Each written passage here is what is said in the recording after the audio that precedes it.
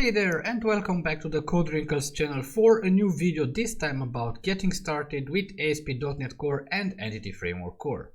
The reason why I decided to record this video because I can remember myself when I was at the early stages of my career, self-learning basically everything. It was very difficult to me to understand exactly how can I add Entity Framework Core to my project, to my ASP.NET Core API.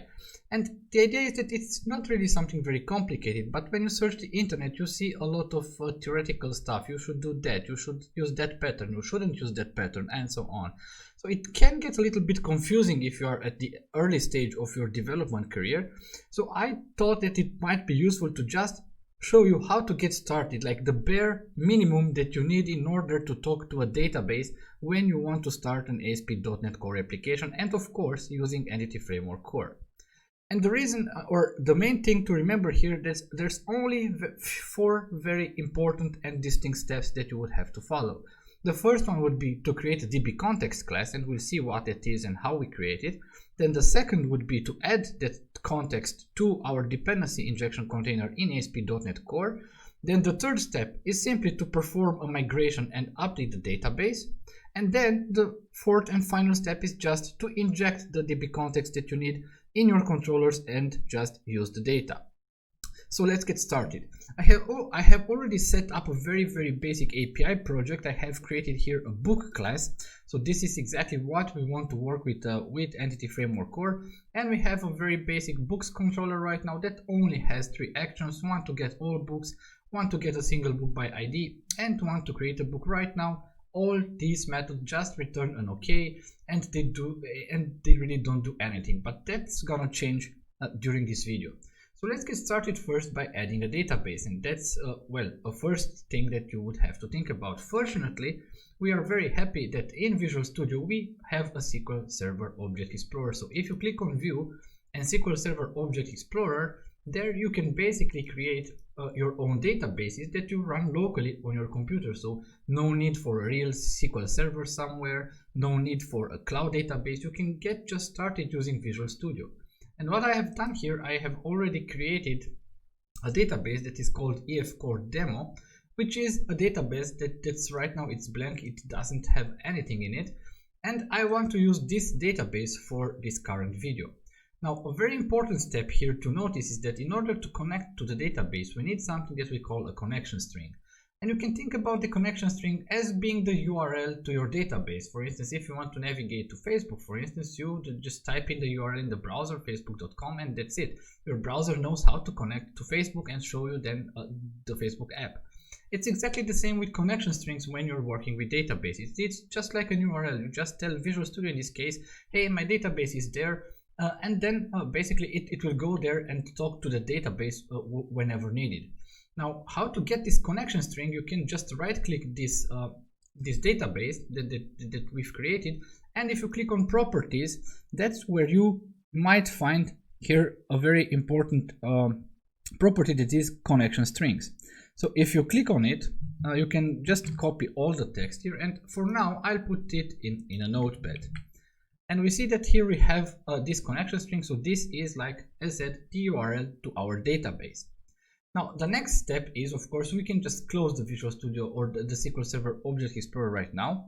And the next step is, of course, to try to figure out a way in which you can basically tell your application that it should use this specific connection string.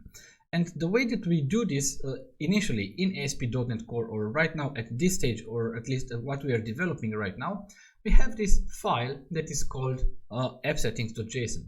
And this file in ASP.NET Core, as we know, is used to put all the settings that we need. And one of the settings could be, in this case, our connection string. Now, there is one important thing here, because we can just add here a JSON property that is called connection strings. And this property is actually an object, and here you can put here this default, and then as a value for the default we just paste what we've copied to the clipboard, or in this case in our notepad. So let's just copy it and paste it there. So that should do it. Now there is one thing that I want to tell you here depending on the ASP.NET Core version or template that you are using, it could be that in your app settings.json file you already have this connection strings object, and in that case you probably also have this default property, so you just can paste your connection string there. But if you're using a newer template where you don't have this connection strings object, you can just simply add it and then create a default property in that object and just paste your connection string there. And that's basically it with this app settings.json file. We really won't need it anymore. Now, the next step that we can do is simply try to create the DbContext. As I said, this is the very important step because that is actually the way we talk to our database. So let's add a new folder for this, and we'll call this folder DAL, which stands for Data Access Layer. And usually in real project, this might be even a total separate project, but right now I guess that for our demo purposes, that is just okay. So let's add a class here, and this class, let's call it app DbContext. It's not a very inspired name, but well, that's actually it. We can do our job only with this one. Now, before we get further, there is one other thing that we need to do. We need to install the necessary dependencies, and the dependencies that we actually need are all related to Entity Framework Core. So let's right-click Dependencies, Manage NuGet Packages, and here let's start to search. So we search for Microsoft, no typos please, Microsoft.Entity Framework Core. So this is the first one that we need to install. I accept, of course, we have to accept here everything, all the licenses and all the other dependencies that it needs. Then there is another package that we need, and this is SQL Server. So it's Microsoft.Entity Framework Core.SQL Server.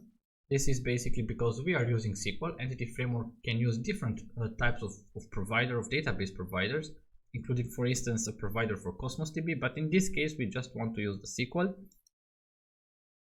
And that should also be installed right now. And the last one that we need to use here is tools.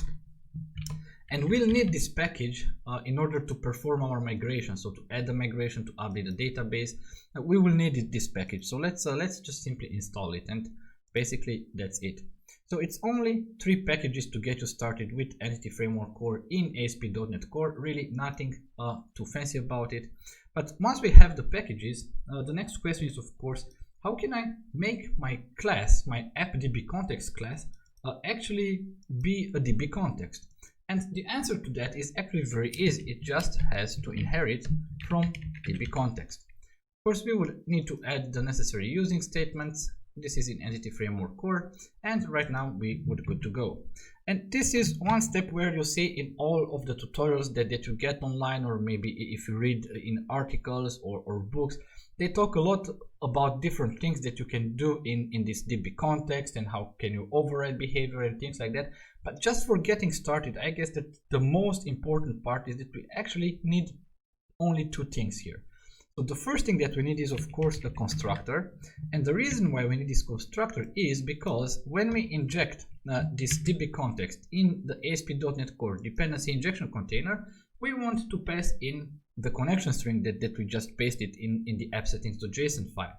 So in this case, we will have here a DbContext options object that it will be passed, DbContext options that will be passed to our constructor when ASP.NET Core wants to build this DbContext.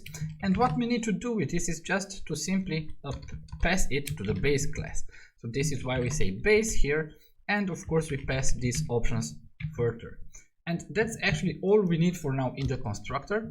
And there is only one other thing that we need in order to get started, and this is a dbSet. So let's add this public dbSet, and it would be, this is a generic property, and it is dbSet of book in my case because I want to add my book. And let's call it books get set. And of course we also need to import this or to use this using statement because we want to use our book model. And if we look at this, is just a very simple class where we have 4 properties: ID, title, author, and description, and that's basically it. And actually, if we think about the DbContext, once again, to get you started, this is actually everything that you need. So you don't actually need anything else here. So nothing fancier than that. If you just want to get started, this is actually what you need, nothing more. So the next step would be, as said, the second step is to inject this DbContext in our dependency injection container in ASP.NET Core. And as you probably know, we do this in this configure services method in our startup.cs file. And here we have to do two things. First of all, we have to get the connection string, and here we can get it very easily if you have added it as I did on a property that is called connection strings, and then it has that default, and then you can simply say configuration and get connection string, and then you can specify which connection string do you want, and you specify this default because that's exactly what we did. Of course, we have some typos here, and right now everything should be fine.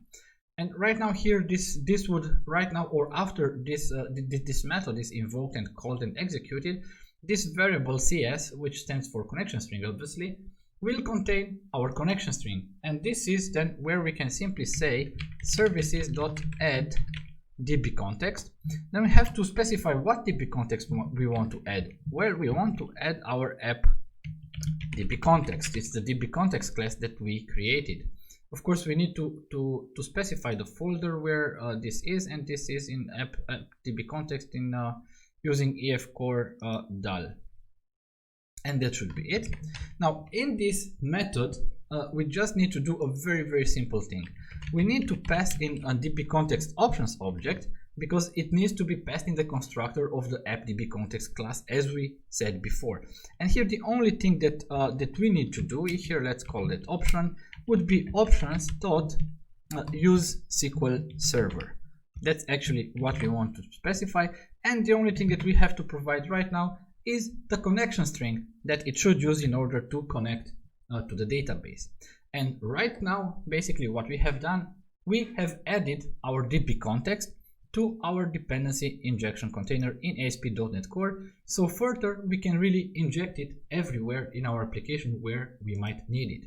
But before we can get started and add our context to our controller and use it actually, what we can do is, well, we need to perform a migration. So let's go back here to this app DbContext. Now, the DbContext is actually a representation of our database in memory or in the memory of our application. Of course, this representation doesn't contain all the books and all the authors or whatever, all the records that we have in the database. It can potentially do that, but this is really not a best practice. But at a bare minimum, it just represents the database with all the tables that we have in it, with the relations between different tables. And if you keep watching this channel, you'll see that we have a lot of other content that goes deeper into what entity framework is, how it works, what we can do with the DbContext, how can we create relationships between entities and tables, and so on. But the idea is that this DbContext, once again, is a representation of your database in your application. So this means that whenever you do some changes in your application that you want to synchronize to the database, in my case, since the database is blank, so it doesn't have any table in it, I just want to say, hey database, I have here a book class, and I want to store it in a table. And this is where the migration comes in. And to perform a migration, it's very easy to do. You just have to open the package manager console. And if you don't have it open, you can just go under tools in Visual Studio, and it would be under NuGet Package Manager and then Package Manager Console. And if you click that button, it will open up just here as you see it here in my case. And it's actually very easy to perform such a migration. You just need to say add migration and give a title to this migration because, well, everything should have a name. And I'm not very inspired when it comes to naming things, so I will say initial migration. So that would be it. That would build our project, and then it will start to apply or to, well, create a script that would upgrade our database or update our database and create the tables that we need. In doing this, Entity Framework Core, as you see, created a folder here in our project which is called migration. And to that folder, we see that we have a class that has the name that we gave to this migration. And here in this up method of this class, we can basically see what the DbContext actually wants to do with the database once we want to really update the database. That's a very, very important point. Adding a migration is only something that is done in the application. It's everything in memory. It's how the DbContext keeps track about things, but it doesn't do anything to the database. So that's here the point where we can go here in this migration class that EF Core created for us and just look up here to see exactly what actually will happen to our database when this migration or when the database will be updated. And here we can see that we will create a new table, or Entity Framework will create a new table that will be called books, and that would have several columns. It will have an ID column, which would be of type int, and it will be non-nullable. Then it would create another column that would be called title, and it would be of type string, and it would be nullable. The same thing goes for author, and the same thing goes for description. And we also see under constraints here that we have a primary key, which is the ID of our book. So I think that this might just look as just what we need, so we can update the database. In order to do that, we just need to say update database. And this is the process when Entity Framework Core will actually use that connection string, connect to our database, and try to perform actually try to apply this current migration. Or if we have several migrations that we didn't update or that we didn't apply to the database, it will simply update the database with all migrations that haven't been synchronized to the database so far. So right now, if we go, I guess here, sorry for that. I thought that my Teams would be closed. Okay, good. So let's go one step further, and let's go on View, SQL Server Object Explorer.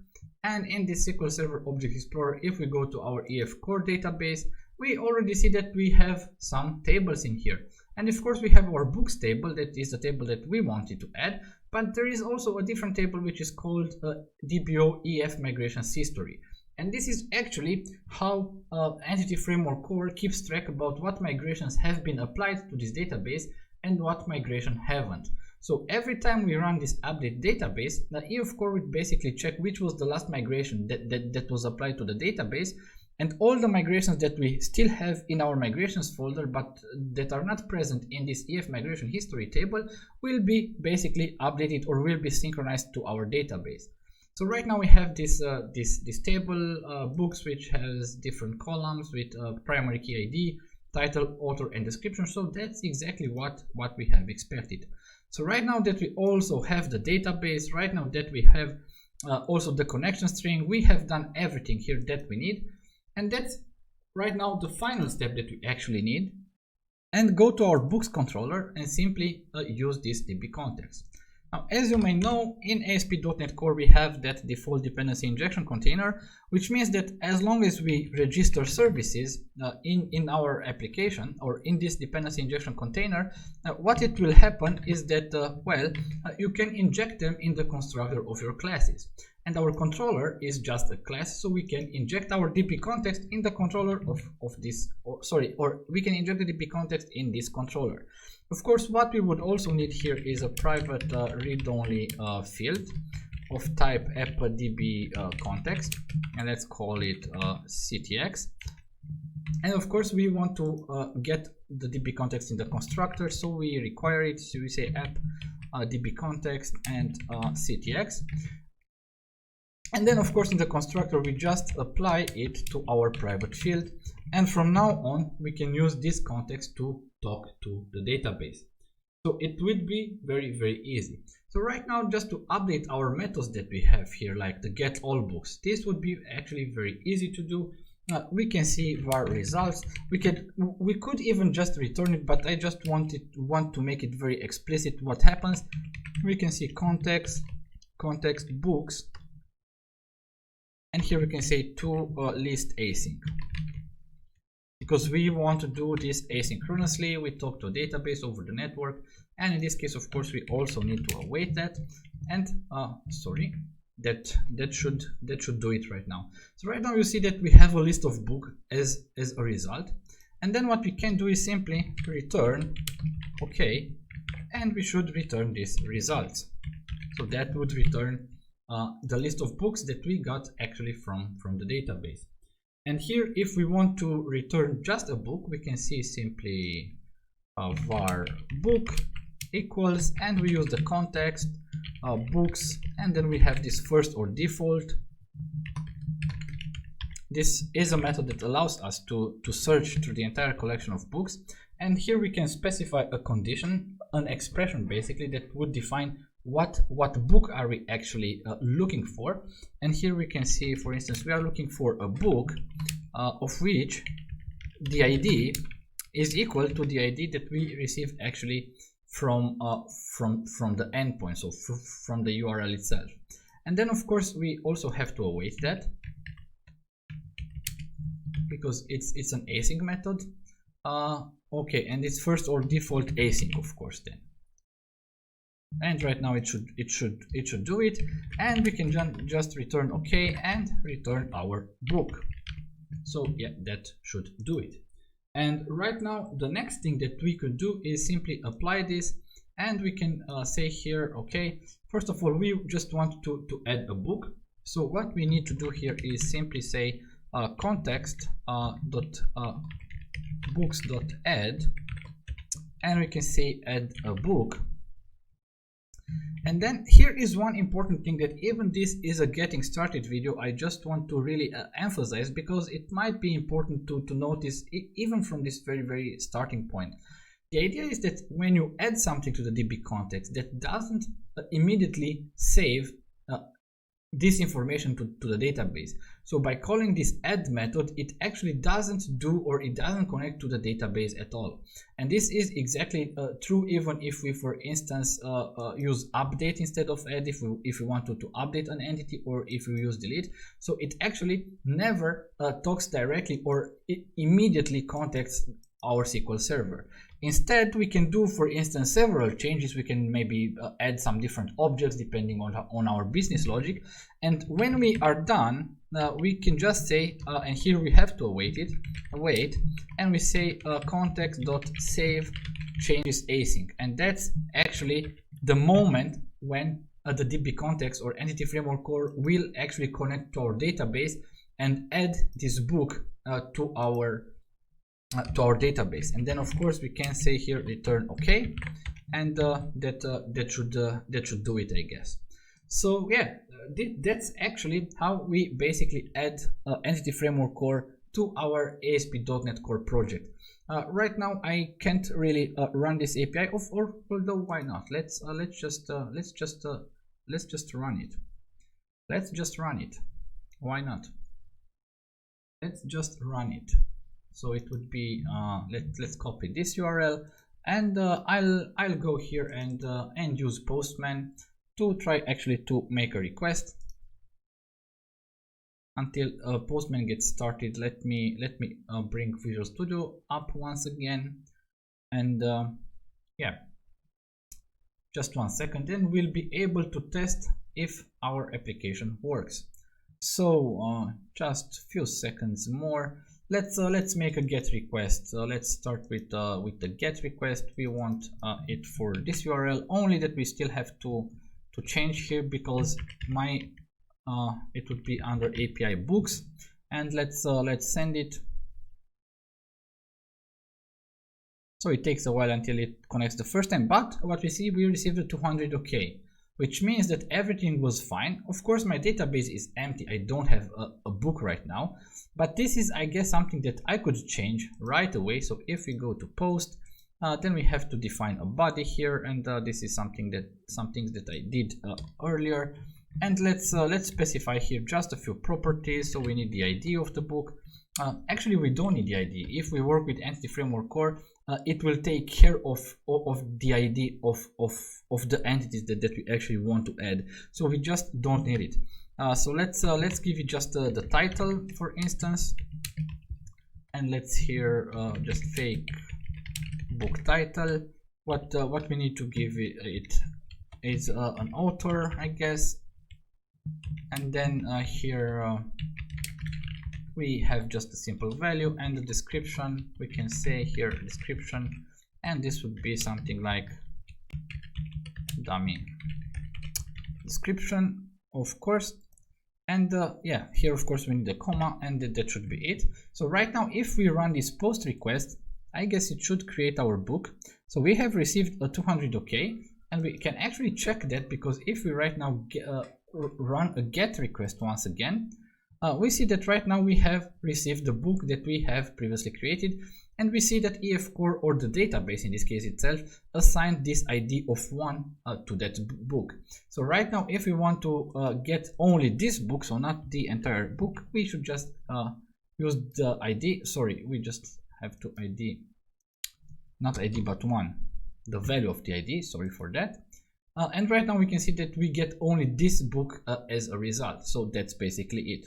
So right now our API works, and we have managed to implement, as said, Entity Framework Core in our ASP.NET Core project very easily in 4 very important steps. And before we get to an end and wrap this video, just as a summary, the 4 steps that we actually need to do is first, create our DbContext class.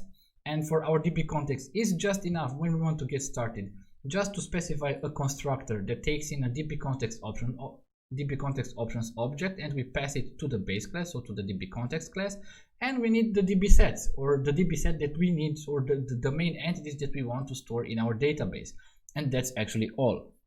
Then the second step that we have to do is basically add the connection string to our appsetting.json file, and of course afterwards go to startup.cs and register our DbContext. Then the third step is to perform a migration, and this is what we did here. If we go to Package Manager console, we just perform a migration and we updated the database. So this is the third step, and these steps needs to be done whenever we make some changes to our models. So it means that if we go to this book and we add a new property, we have to add the migration. If we go to app.dbContext and we want to add, I don't know, maybe a new entity like author, because we want to have a separate table that holds authors, then we would have to add a DB set. And in that case, we would once again have to perform a migration and update the database. So whenever you do some changes in the objects that are already stored in the database, or if you want to add something new, you need to perform a migration and update the database. And last but not least, the final step was just in our controller, we just inject this app.dbContext, which is available in our dependency injection container in ASP.NET Core. And from there, we just use it in our controller to get the data that we need. And once again, you might hear about discussions that this is not the right approach. We should maybe use repositories and not use the DbContext directly in the controllers. And once again, I say this is a getting started video. If you are at the early stages of your career, don't get too distracted about all these discussions. Yes, the repository pattern is something that could be useful, and in fact you'll see a video, or you'll have already a video here on this channel that shows you how to implement the repository pattern. But right now, for a getting started context, I think that this is really everything that you need to know in order to understand how Entity Framework Core is supposed to work. Everything else will come basically with practice. This is the really most important part in becoming a good software developer, is practicing, because when you practice, you will see all the shortcomings of this approach of using this DbContext directly in the controller. You will see all the shortcomings about using maybe repository patterns if you work on more complex applications at a certain point. So it's important just to practice. But for now, for this merely a getting starting point, these are the only 4 steps that are required in order to use Entity Framework Core in an ASP.NET Core API project. This being said, thank you very much for watching, and I hope to see you back here for the next video. Have a nice day. Bye.